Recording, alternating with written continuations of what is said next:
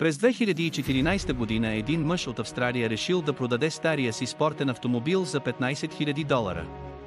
Когато отишъл до местната банка, за да ги депозира, служителят по някаква причина отказал да приеме парите. Мъжът решил да съхрани парите вкъщи и да пробва да ги депозира на следващия ден. Не е за вярване, но той решил, че най-сигурното място за съхранение на парите била фурната, защото жена му никога не е използвала.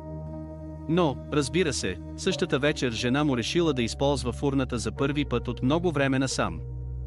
Без да обърне внимание, тя случайно изгорила $15,000 заедно с вечерята от пилешки хапки.